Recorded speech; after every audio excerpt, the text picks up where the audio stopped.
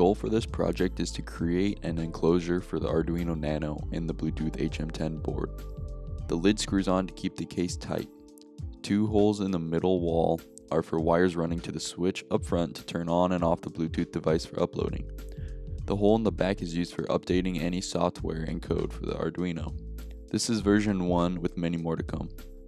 In the future, I'll add holes for powering the device and any others that may need to attach to the pins from the LEDs. This project took exactly 3 hours to print.